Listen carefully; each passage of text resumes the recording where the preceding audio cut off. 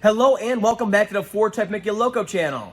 Today we're going to show you how to install a block heater in your Ford 4.6 liter or 5.4 liter 2 and 3 valve engines. Now it doesn't matter what model and year you're working on, the procedure is the same, the indexing is the same. The only thing that differs with model and year is going to be the cord routing along the frame to the front bumper here. Now, our demonstration vehicle today is going to be a 2009 Ford F-150, 5.4 liter, 3 valve, of course. Now, what's the point of a block heater? What's the reason behind going through the effort of putting a block heater into your vehicle? Well, the very first thing is that it keeps the engine warm, the block warm, the coolant warm, and of course the engine oil warm. This allows the oil to flow better upon those cold startups so you reduce engine wear throughout the winter, okay? You, of course, get faster engine starts with the engine being warmer, and of course, the engine heats up much faster starting off from a higher temperature. This procedure takes about 30 minutes. The part costs about $30. Let's get to it. All right, so starting off with a cold engine, you want to come over, pop the hood, and get underneath here and look for your radiator cap. Now, on the older Fords, they use degas bottles all the time. So right here is your actual radiator cap, okay? Whereas the newer models, let's say 09 and newer, 06 and newer on the Explorers, they have an actual radiator cap right about here, right on top the radiator in the water neck, okay? Either way, on a cold engine, you're gonna come over and you're gonna loosen it just a little bit. If it hisses, let it come out a little bit, and then you can fully take it off of there. Put the cap to the side. It's going to allow the system to vent while we're draining it. Now the drain is going to be in the passenger side lower of the radiator. So you can see it on this one. You can see it right there. It's a 19 millimeter drain cock on there, hex right there. And you're going to loosen that and let it drain out into your drain pan. On the newer vehicles, like the one we're installing the heater on, like this 09 right here, same thing, the drain cock is going to be on the passenger side lower of the radiator, but it's going to be a red knob like that. So you can either use a pliers from the outside to grab it and loosen it, or you can use a flathead in the middle there to loosen it and get the cooling system draining. So let that drain for a while. Now over here on the driver's side of the engine block is where we're going to be installing the heater. So here's the driver's side of the vehicle. We're coming underneath. Here's the frame rail. We have the front drive shaft there and transmission. And then there is the cylinder block right there, the engine block, okay? So right here is the exhaust manifold and the cylinder head, and here's the actual engine block. Here's the transmission, all on the driver's side. It'll be nice and open like this, even if you have four-wheel drive, okay? So right here, we're gonna knock this freeze plug out, clean it up, and then we're gonna install the heater right in this cooling jacket right here. So once the engine coolant is fully drained over there at the radiator, before we knock this out, we're gonna drain the block right here, okay? So it's an 8 millimeter hex Allen, and we're gonna loosen that and drain out the engine block. So the cooling system and the engine block is completely drained, and then after that, we'll go after the freeze plug and install the heater. So it's a pretty simple process. You can see it's pretty open on here. I will probably be dropping the front sway bar and drive shaft out of the way just so it's easier to film, but you don't need to by any means on any of these vehicles. It's plenty of room up in there. It's just hard to film with all this in the way. So let your engine coolant drain, and then we'll go on to the next step. While the coolant is draining, let's go ahead and take a look at the kit itself. Now, I recommend the Zerostart brand just because it's a good quality brand compared to the other ones that are out there. No, I'm not sponsored by them at all. I actually like the Ford kit much better, but it's really expensive, about 4 times the cost. But this one's a good overall kit right here that's moderately priced. So let's just go over what's inside. It's pretty much all inclusive. It's pretty darn simple. So of course you have your cord that goes out to the front bumper. So of course, just sticks right into the heater on the side there that's exposed, and then you route this all the way to your front bumper, and you cap it to keep corrosion and stuff like that out when not in use. So here's the heater itself. It's very, very simple. Okay, you can see it's a 90-degree element on here. Okay, it has a nice thick O-ring on here, a flange so you can seat right against the block, and then there's a screw right here on the outside that you tighten to spec. It has a torque spec to it, and that will kind of bring out these levers on both sides, these wings, and that'll seat on the inside of the engine block, so it holds the flange here tight to the engine block. So once you kind of finagle it in there and you start tightening that, these are going to come down and it's going to wedge itself in there. It's very important to tighten this to spec and not over tighten it and break any of the hardware inside here. But that's it. Once it's all cleaned up and the coolant's out and the freeze plug is out, you stick it in, tighten the screw, and you're done. That's it. It's just sitting there and it takes the place of the freeze plug. And then you go ahead and, of course, put your cord in here. Make sure it's nice and seated in there. Make sure you get it all the way in once installed, and then you start routing your cord along the frame, keeping it away from anything hot and anything that moves like steering shafts, etc. That's all there is to it, but I'm going to walk you through it and give you a good idea how to do it so you can do it yourself and take care of it. Now, once the radiator is completely drained, go ahead and put the drain cock back into the radiator, tighten it by hand, do not over tighten it, and then we can come over to the driver's side of the cylinder block and we can concentrate on removing this freeze plug right here.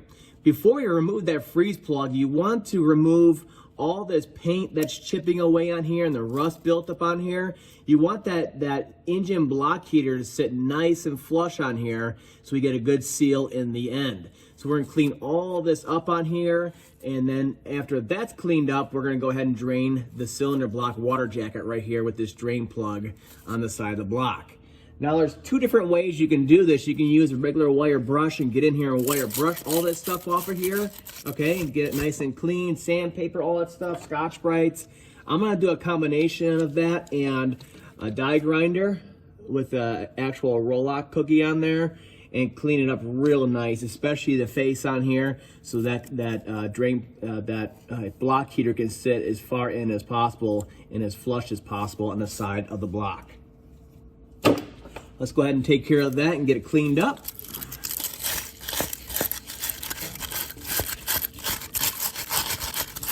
Like that. And then I'm gonna pop on this and try to clean up the face.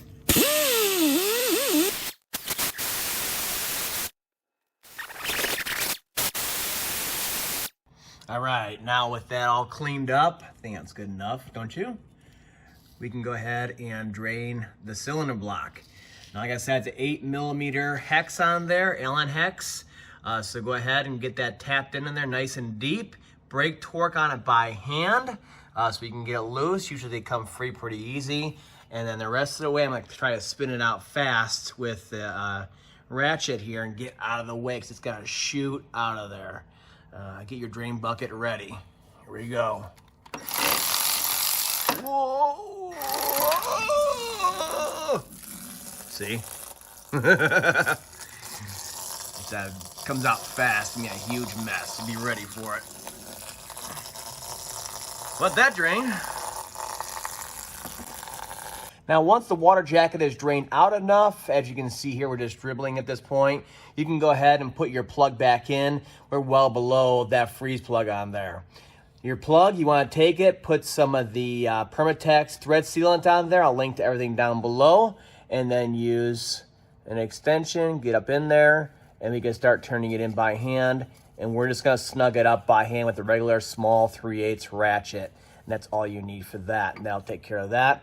We can concentrate on the freeze plug next. Next, we are going to remove the freeze plug on here. The way you do this is you tap on one side, tap, tap, tap, tap, and it'll push it in, thereby pushing this side out. It'll spin and it's bore inside of there, okay? Now, once it does that, you can grab it with the pliers and just take it right out. These are just glued right in there. You don't want to knock it into the water jacket. If you do, it's possible to still get it out, but it just makes it easy if you just tap, tap, tap, spin it, and take it right out. We're going to try to do this. Some are harder than others, and it does take patience.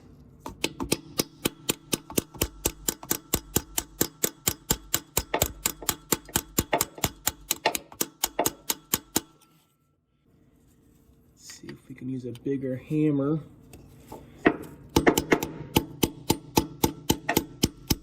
Oh, you can hear the change. It's definitely moving.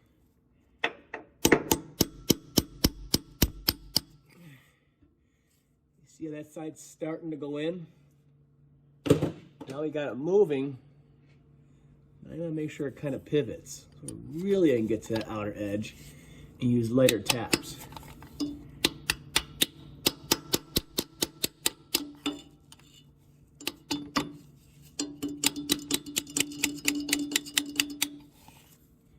Something like that. See how it's starting to come out like that? This is where it's critical. If you can, just gotta be careful. You can see it's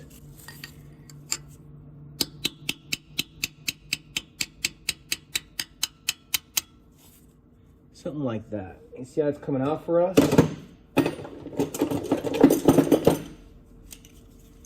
And it's just a matter of grabbing it, wiggling it past the corrosion on here, like that. And then you, at that point, just yank it out. Just a little tight in here.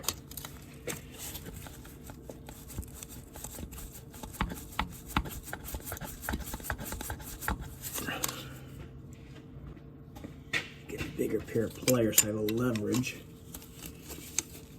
This may be a little bit of pain. It's way better than knocking it in there though. I'll take that. There we go. You can see all the corrosion in there. That's what I was fighting. The sealant and then the corrosion back in there. So at this point, what you want to do is clean the inner diameter, the inner bore here. This chamfer right here is not a big deal. We're not sealing to that, but it has like a rust ridge right here. You can feel when you pull back.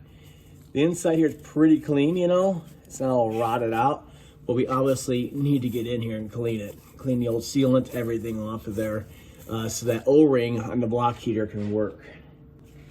So the very first thing I'm going to use is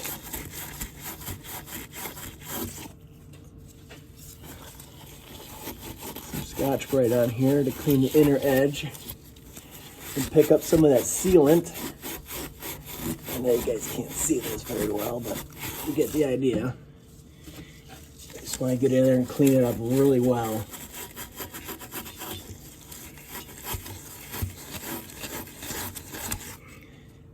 This vehicle has 200,000 miles on it, so yeah, it's got a little bit of scale and rust and all that in here to fight with. All right, now with the bore cleaned out on here, it's nice and smooth on the inside. Doesn't look pretty, but it's nice and smooth, and that's important so the O-ring on the block heater can seal up to it. Now your block heater is ready to go right out of the package, okay? I put a little bit of assembly lube on the O-ring here. You can use coolant either way, just something that does not interfere with rubber O-rings. You don't want it deteriorating or swelling. So this element right here needs to face up at the 12 o'clock position. So it's pretty simple. You just kind of put it at 12 o'clock position and stick it in the hole. And it's not that critical. You just don't want it touching in the cylinder walls or getting stuck on anything.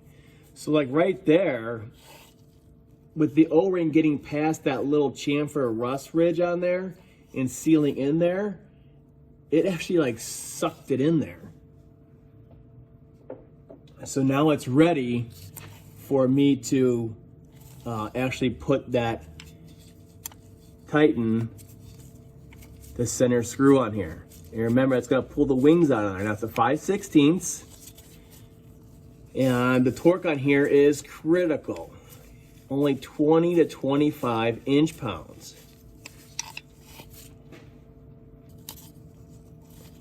You see all the way around the outside, it's nice and flush.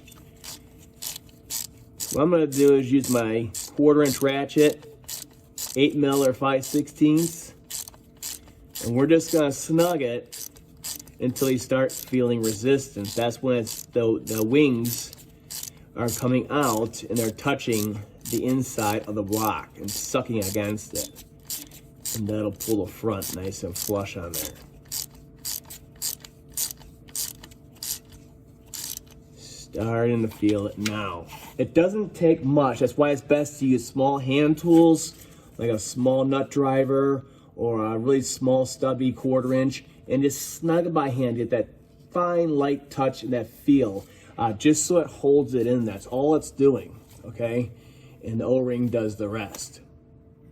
And that's it. That's all there is to installing the actual heater in the block. Now at this point, everything's done. There's no more sealant, anything like that you need to do. The last thing we're gonna do is we're gonna route the cord over to the front bumper.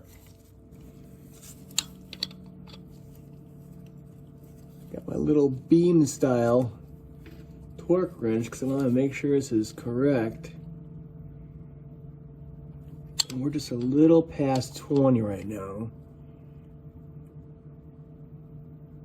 And I'm happy with that. Remember, you're just snugging it so it keeps it flush on this side and keeps it from spitting out the side of the block. That's all you're doing. You don't want to over tighten it and strip the threads on there. That's where a lot of people make the mistake. So right there, we're at 23 inch-pounds. Good to go. Looks good. Let's route that cord. Now, when installing the heater cord itself, there's a few key items you want to keep in mind. First, when you're installing it into the block heater here, you want to make sure you push it in all the way. That keeps moisture and dirt out of there so it doesn't corrode on you. This one only goes in one way. So this one comes down and it has a nice curve to it, heading right out towards the front bumper. Now the cord comes just like this. It's going to be fully exposed, just the insulating jacket on there to keep the 3 wires separate.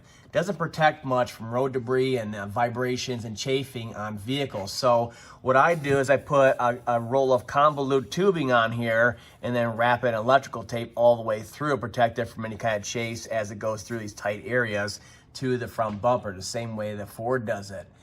So when you're routing this cord, you want to make sure you stay away from any hot items like the exhaust manifold up there, or any kind of rotational items like the front drive shaft or the steering shaft or anything like that, any pinch points. So this right here, for example, is the factory routing for the block heater cords on the F-150. So it comes off the heater and then they clip it onto the dipstick tube here and they route it down under the engine mount, and then they come up over here. You can see we're going underneath the splash shield for the oil filter. Okay, so it goes underneath it. You can see it coming through right there, avoiding anything up there like oil or steering shafts or anything like that. And then it gets attached to the frame right about here. You can see I have a zip tie right through the frame. There's 2 holes right here. And then it just continues on to the front tow hook area. There's other cords down in here and stuff like that. I'll probably just keep it there so he has access to it. But that's the idea. You just want to keep it away from anything moving and anything hot to keep it nice and safe and for many, many years to come. At this point, with the block heater installed, our cord installed and routed up to the front bumper here, we can go ahead and start refilling our cooling system and burping it out. Remember, you want to burp all the air out of the cooling system in the engine before you ever try that block heater. If it does not have full contact with the coolant, you will burn out the heating element. So burp all the air out of your cooling system and then go for a drive. Make sure you have heat in the cabin and it's not engine's not overheating to make sure you're good to go. let it cool, re-top it off, and then you can go ahead and try out your new block heater. Now the block heater should only pull around, I think, 12.4 amps. So you can see I have mine routed up to the front here. So it's a little pigtail, ready to go, plug into an extension cord. So a 15 amp outlet should be good enough, but ideally you want to plug this into a 20 amp outlet so you have no problems. And there you have it, block heater installation on the 5.4 and 4.6 liter modular engines. As you can see, it's not too hard. It's a nice open spot back there in the left rear, but you do want to follow my tips and tricks so you have a good, successful installation that's going to last many, many trouble-free years. That's all for now. I'll see you guys next time.